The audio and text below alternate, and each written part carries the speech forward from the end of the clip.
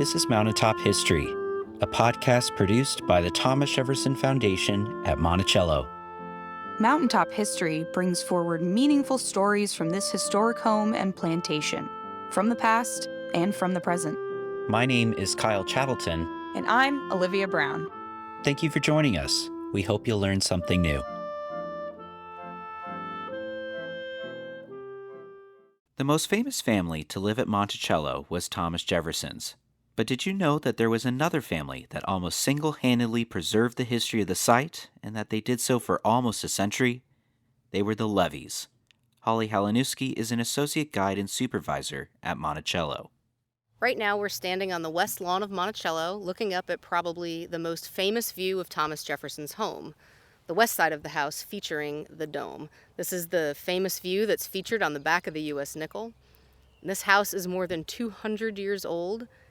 And one of the things that's so incredible about it is that it remains so well preserved. Even today, the structure of Monticello is about 90 to 95% original to Jefferson's time.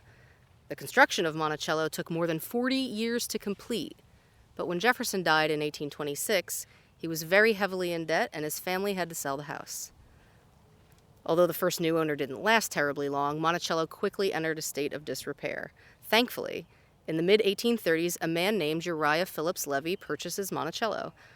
And Uriah Levy was a very interesting man. He was a veteran of the War of 1812. He was a Commodore in the U.S. Navy. And Levy was Jewish. This is important to the story because Uriah Levy knew about Thomas Jefferson's strong belief in religious liberty. Jefferson believed that every American should have the freedom to worship as they choose.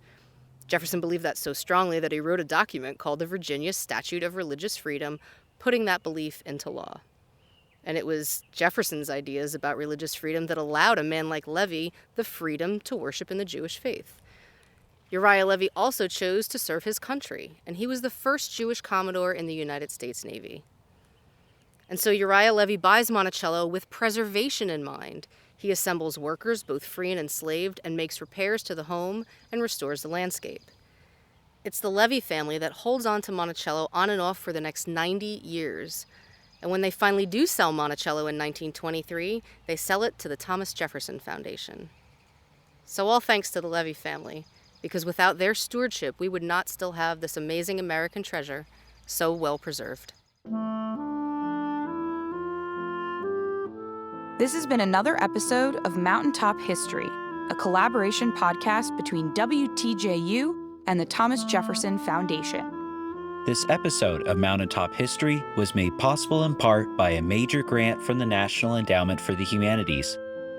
Join us for new episodes every 2 weeks on Apple and Google Podcasts, Stitcher, and the Virginia Audio Collective. To learn more about Monticello or to plan your next trip, visit us online at monticello.org.